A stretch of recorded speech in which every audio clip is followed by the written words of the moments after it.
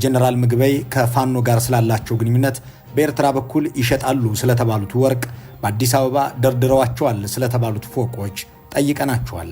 በመከላከያ ውስጥ ለ20 ዓመት በኃላፊነት የሰሩት ጀነራል ምግበይ የብልጽግና መንግስት ባወጣው መግለጫ ግን ወታደራዊ ዕውቀት የሌላቸው ብሏቸዋል። ስለዚህ ጉዳይ ተጠይቀው በፈገግታ ታጅበው መልስ ሰጥተዋል። በመከላከያ ውስጥ በነበራቸው ኃላፊነት አሁን ያሉትን የብልጽግና ጀነራሎች አዛዥና አስተማሪ ሆነው እንደሰሩ የሚናገሩት ጀነራል ምግበይ እነዚህ ሰዎች እነማን ናቸው ለሚለው ጥያቄ ምላሽ ሰጥተዋል። ለደቂቃዎች አብራችሁ በመቆየት ቃለ ምልልሱ እንድትከታተሉ እንጋብዛለን። በጣም አመሰግናለሁ ጀነራል። በአሁኑ ሰዓት የት ነው ያሉት? በመደበኛ ስራዬ ትግራይ ነው ያሉት፣ መቀሌ ነው ያሉት። በመደበኛ ስራዬ ላይ ሲሉ በቅርቡ በአቶ ጌታቸው ደብዳቤ መታገደው ተገልጾ ነበር። ስለዚህ ታግደውም ስራ ይሰራሉ ማለት ነው? ያ ታጋዮች አይደለንም። በዚህ ካሊ መደበኛ ስራችን የጸጥታ ስራ ነው። የጸጥታ ስራ እንዳንሰራ የሚያደናቅፍ ነገር ብዙም የለም። የጊዜያዊ መንግስትም የጋራ ነው። የትግራይ ህዝብ ከፕሪቶሪያ ውል ጋር ተያይዞ የሰራዊት አባላትም ቲፒኤልኤፍም የውስጥና የውጭ ምሁራንም የትግራይ ተወላጆች ማለት ነው፣ ስፔሻሊ የጂኤስቲኤስ የተፈካካሪ ድርጅቶችም በጋራ ሆነን ቋቋም ነው እና እኛ ራሳችን የጊዜያዊ መንግስት አካል ነን። ስለዚህ በግለሰብ ደረጃ አይደለም የኛ ጉዳይ የሚወሰነው። የጠቅላላ የራሳችን አደረጃጀት አሰራር አለን እና አሁንም ስራ ላይ ነው ያለው። መደበኛ የጸጥታ ስራ ነው ያለሁት። ከዚህ በተጨማሪ ማምሻውን መከላከያ ባወጣው መግለጫ በአማራ ክልል ውስጥ ዘመቻ አንድነት የተባለውን ጸረ መንግስት ውጊያ በማደራጀትና በማስተባበር አይዞህ በማለት ሚና እንደነበረው ገልጿል። ይህንን እንዴት ነው የሚመለከቱት እርስዎ? ሰምቻለሁ። እኔም ራሴ በጣም ነው የገረመኝ። ምክንያቱም እኛ ለ2 ዓመት ሙሉ ከ2013 ጀምሮ እስከ 2015 ጥቅምት በከፍተኛ ውጊያ ላይ እንደነበር ይታወቃል። ጦርነት ላይ 360 ዲግሪ እና ያ ጦርነት መጨረሻ ወደ ሰላማዊ ጉዞ እንድንገባ የፕሪቶሪያ ውል አለ። ከዛ በኋላ ባለው 2 ዓመት ሙሉ በፕሪቶሪያው መሰረት የትግራይ ህዝብ ጥያቄ በአግባቡ እንዲመለስ የፕሪቶሪያ ውልም ተግባራዊ እንዲሆን እንደ ህዝብም እንደ ጊዜያዊ መስተዳደርም እንደ የሰራዊቱ አባላትም እዛም ክልል ያለን የጸጥታ ኃይሎች የህግ አክብረን ነው እየሄድን ያለ ነው እና መንግስት ግን የሰላም ስምምነቱ እንዳይሳካ ከሚሰሩ ግለሰቦች ውስጥ አንዱ አድርጎ እርስዎን ከሶታል። እኔ እንደዛ አይነት አይደለሁም። አንደኛ የትግራይ ህዝብ ጥያቄም እንቅስቃሴም በግለሰቦች አይወሰንም በፍጹም። እሱ ነው ስህተቱ። ምክንያቱም እኛ አግባብ ያለው አደረጃጀት ያለን እና በፕሪቶሪያ ውል መሰረት ነው ሁሉም ነገር እየሄደ ያለው። ስለዚህ ከፕሪቶሪያ ውል ውጭ ያለ አግባብ ከኤርትራ ይባላል አንዳንዴ ከፋኖ ደግሞ አሁን የመጣል ሌላም ሊመጣ ይችላል። እንደዛ አይደለንም እኛ። ሊሆንም አይችልም፣ አናረገውም በፍጹም። ይሄ ደግሞ ይታወቃልም። ስለዚህ ከውል ፕሪቶሪያ ከስምምነቱ ውጭ የሚደረግ እንቅስቃሴ እንታገላለን፣ እናስተካክላለን። ወደ ትክክለኛ መንገድ እንዲገባ ጉዳዩ ነው። እንደ ሰራዊት ከፋኖ ሁሉም ነገር ተግባራዊ እንዲሆን የምንጥር ነው። ስለዚህ የፋኖ የሚባለውን እንቅስቃሴ የራሱ የሆነ እንትን ሊኖረው ይችላል። እኛ ከፋኖ ጋር ከአግባብ ውጭ ግንኙነት የለንም። ግልጽ ለመናገር አንድም የፋኖ አመራር ከኔ ጋር ምንም አይነት ግንኙነት የለውም። አላረገውም። እኔም ተገቢም አይደለም፣ አናረገውም። በመንግስት መግለጫ ላይ በአዲስ አበባ ውስጥ ፎቆች ደርድሯል። በኢህአዴግ ዘመን በሌብነት ስሙ የታወቀ ነው። በአሁኑ ሰዓትም በዱባይ ቤት ሊሰራ እና ሊገዛ እንደዚህ እየተዘጋጀ ነው የሚል ይዘት ያለው መልእክትም አለ። በእርግጥ በአዲስ አበባ እነዚህ ፎቆቹ ከነበሩ የት አካባቢ በምን ሁኔታ ነው ያሉት? አሁን መንግስት ወርሷቸዋል ወይስ መንግስት አግዷቸዋል? እንዴት ያለ ይዞታ ነው ያላችሁ? እኔ ፎቆች የሉኝም። አዲስ አበባ እንደ ማንኛውም ዜጋ መደበኛ የሆነ ቦታ አለኝ። ምንም መንግስትም ያውቀዋል። ከዚህ በፊትም መከላከያም እያለሁት በኢትዮጵያ መከላከያ ውስጥ እያለውም የነበረ ቦታ ነው። ከዛ የተለየ ነገር የለም። መንግስት ከዚህ በፊት በነበረ ጦርነት እንደ ማንኛውም የትግራይ በዚህ ጦርነት የተሳትፈዋል በሚል ታግደው ነበር። ኋላ መንግስት በአግባቡ የለቀቃቸው ናቸው። ስለዚህ የተለየ ሀብትም ያለኝ ሰው አይደለሁም። በቢዝነስ ውስጥ ነበርኩ ለተወሰነ 7-8 ዓመት። በዛ ከቢዝነስ ጋር ተያይዞ አንዳንድ የተወሰነ ቤተሰብ የሚያስተዳድርበት አቅም ለመገንባት ሞክሬ ነበር፣ አልተሳካም በተፈጠረ ሁኔታ። ስለዚህ የተለየ ሀብት ያለኝ ሰውም አይደለሁም። ፍጹም ውሸት ነው። ፍጹም እንደዚህ አይነት ካራክተር ያለኝ ሰውም አይደለሁም። ብዙ ሰው ያውቃል በቅርብ ከድሮ በትጥቅ ትግልም ከዛ በመከላከያ በነበርኩበት ጊዜም ከዛ በኋላ አሁን በዚህ በትግራይ ባለው የ3 ዓመት ማለት ያለፈው 4 ዓመትም በትግራይ ውስጥ ነው ያሉት። ከተለያዩ የጸጥታ መዋቅር ያሉ ጓደኞች አብረን ነው የምንሰራ እና ከህግና ከስርዓት ውጭ ያለ አግባብ ሀብት የሚያካብት ሰውም አይደለም። ድሮም በመከላከያ ያለውም ይታወቃል። አሁን እንደዛ አይነት ሰው አይደለም። በአሁኑ የመከላከያ መግለጫ ላይ በኤርትራ በኩል አድርጎ ወርቅ እየሸጠ ይገኛል ሲልም እንዲሁ በመግለጫው ላይ ተገልጿል። አይቼዋለሁ። ፍጹም እንደዛ አይነት ውስጥ የሚገባ ሰውም አይደለም። ፍጹም ያልኩ ነው። በፍጹም ህገወጥ በሆኑ ተግባሮች ላይ በትግራይ ውስጥም በኢትዮጵያ ትግራይ አሁን ባለሁበት ቦታም ቢሆን ድሮ በመከላከያም በነበርኩበት በቢዝነስ ዓለምም በነበርኩበት ሁሉም ነገር በአግባቡ የሚሄድ ህጋዊ ሰው ነኝ እና ይሄ ወርቅ የሚባለውም ጠቅላላ ፍጹም አሉባልታ ነው። ከኤርትራ ጋርም ምንም አይነት ግንኙነት የለኝም። ከኤርትራ ጋር መገናኘት በትግራይ በኩል ስርዓት ያለው ህዝብና መንግስት እና ሰራዊት ነው ያለው ሲለው በሆነ መንገድ እየተነሳ የሆነ ሰው ከኤርትራ ጋር እየተገናኘ የትግራይን ጥቅም በረጅምም በአጭርም ምን ጥቅም አለው ብሎ በደንብ ገምግሞ የሚሆን ከሆነ በአግባቡ የማይሆን ከሆነ ደግሞ ምክንያቱም ውል አለ። የፕሪቶሪያ ውል ስላለ ከኢትዮጵያ መንግስት እሱ ተከትለን ጥያቄያችን በአግባቡ እንዲመለስና ከኢትዮጵያ ያለንን ጉዳይ በአግባቡ መልክ ሳናሲዝ ወደ ግራና ቀኝ መሄድ የምንችል ሰዎች አይደለንም። ይሄ ጉዳይ እየመጣ ያለ ከአጀንዳ ለማስወጣት ነው። በግልጽ በሆነ በተለያየ መድረክም ገልጫለሁ።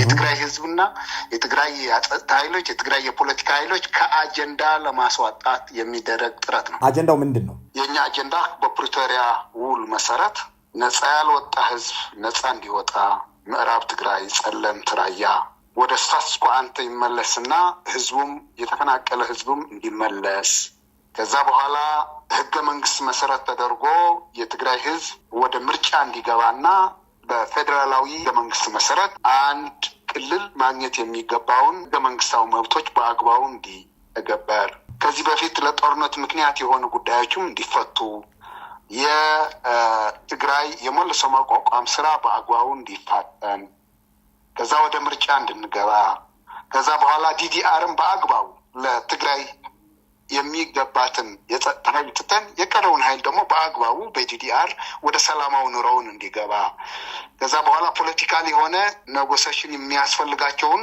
ድርድር የሚያስፈልጋቸው ነገሮችን በአግባቡ ተደርጎ ከፌዴራል መንግስት የትግራይ መጪ እድል ቀጣይ እድል ህገ መንግስታዊ በሆነ መንገድ መፍትሄ እንዲያገኝ ማድረግ ነው። ይሄ ነው የምንፈልገው። ይሄ በአግባቡ ሳንፈጽም እና ውል ፕሪቶሪያ በአግባቡ እንዲፈጸም የማድረግ ነው። ያ ለማድረግ ደግሞ የውስጥ ጸጥታ በአግባቡ የመጠበቅ ድህንነት የመጠበቅ ህዝቡ ቀጣይ እድሉ ማስተካከል ነው የምንፈልገው። እኛ ይሄ ነው አጀንዳችን።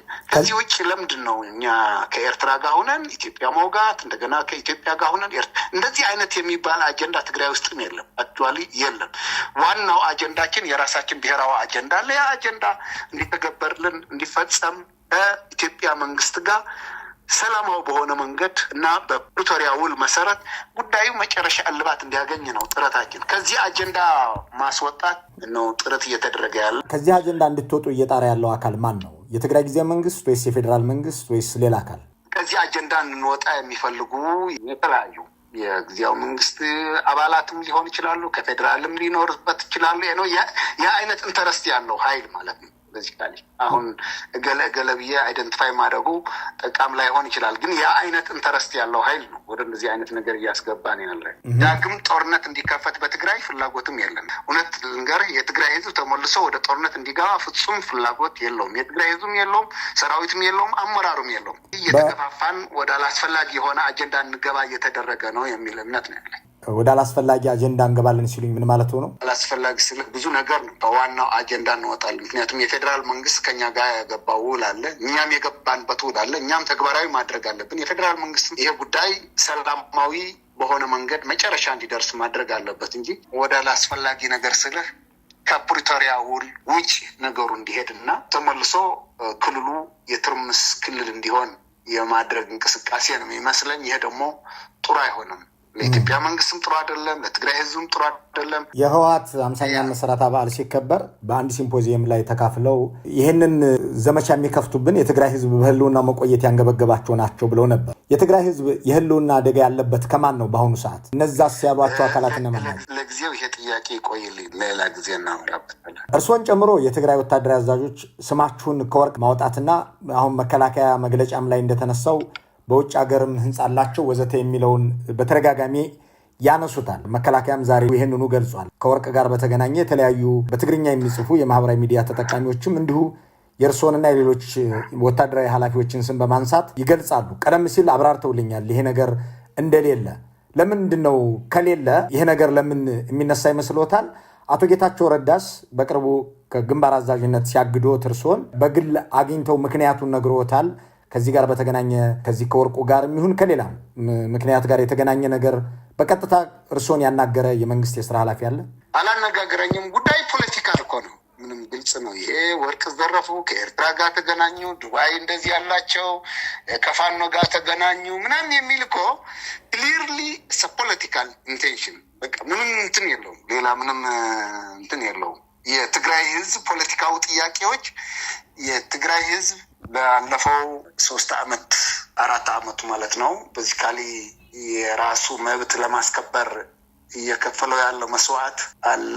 የህይወት መስዋዕት አልከፈለም እንጂ በዚህ 2 ዓመትም በጣም ከፍተኛ ችግር ነው ያለው። ብዙ ተፈናቃይ ህዝብ ነው ያለው። ገና ጥያቄውን በአግባቡ አልተመለሰም። ከፍተኛ የሆነ የኢኮኖሚ የማህበራዊ ችግሮች አሉ በትግራይ። ስለዚህ ወደ ተረጋጋ ኑሮ መግባት አልቻለም። ስለዚህ ወደዛ እንዲገባ ጥያቄ ያለን አካላት አለን።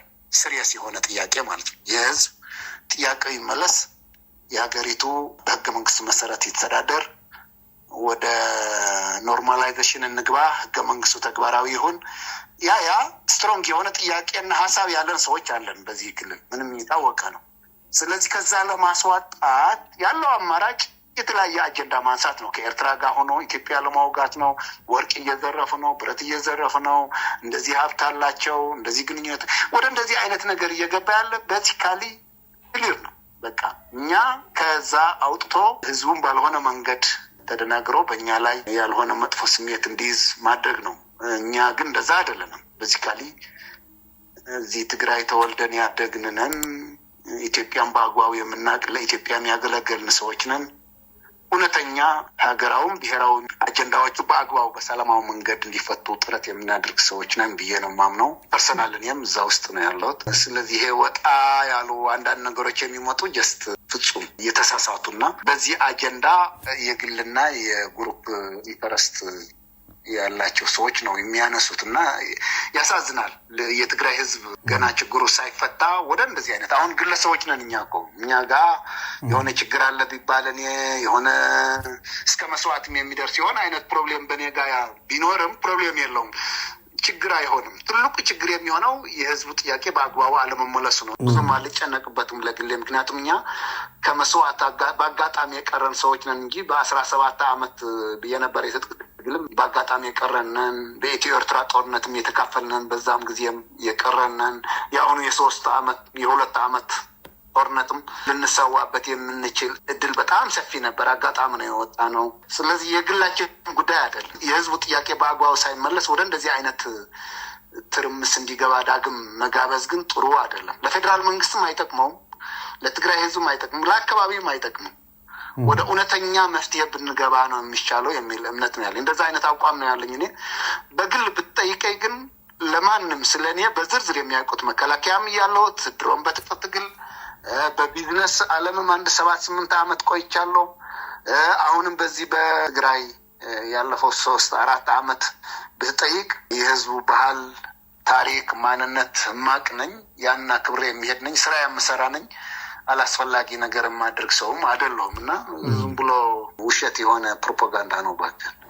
በቅርቡ አድዋ ላይ ጀነራል በተደረገ አንድ ስብሰባ ላይ የትግራይ ሉዓላዊነት ያልተመለሱ ግዛቶችን ማስመለስ የሚቻለው በቀዳሚነት ተፈናቃዮችን ስንመልስ ነው ብለዋል። የፌዴራል መንግስቱ በተግባር ለዚህ ተግባባሪ እንዳልሆነ በተደጋጋሚ ከወሰዳቸው እርምጃዎች አሳይቷል። ተፈናቃዮችን መመለስ የሚሉትን ትግራይን ግዛት ያስመልሳል ብለው ነው የሚያምኑት። ይህንን ለመተባበር ፈቃደኛ ያልሆነ የፌዴራሉ መንግስት እንዴት ነው የሚመለከቱት እርስዎ? ከዚህ አንጻር ማለት ነው ከተፈናቃዮች ማስመለስ ጋር ለምን መሰለ ውል አለን የፕሪቶሪያ ውል አለ። ስለዚህ ውሉ እንዲፈጸም ነው አሁንም ጥረት እያደረግን ያለን። ፌዴራል መንግስት ፍጹም ተባባሪ አይደለም ብለን ሙሉ በሙሉ ወደ ድምዳሜ አልደረስንም። የተለያዩ ጥያቄዎች በአግባቡ እየቀረቡ ነው። በክልሉ መስተዳደርም፣ በፓርቲውም፣ በሰራዊቱም በሁሉም ነው እየቀረበ ነው። ስለዚህ እንየው እዛው ያለው ነገር አልተቻለም ብለን ከምንዘጋ እስካሁን ያለው ጊዜ ብቁ ምክንያት አለው ብዬ አላምንም። ምክንያቱም 3 ነገር ነው። ተፈናቃይ መመለስ ብቻ አይደለም። እዛ ያለው ህዝብም እኮ የትግራይ ህዝብ አካል ነው። ያ ህዝብ ምዕራብ ያለ፣ ጸለምት ያለ፣ ራያ ያለ ህዝብ ራሱ ነፃ ወጥቶ የክልሉ ህዝብ አካል መሆን አለበት። መሬቱ አይደለም ትልቁ ነገር፣ ህዝቡ ነው። የተፈናቀለ ህዝብ አለ፣ እዛም ህዝብ አለ።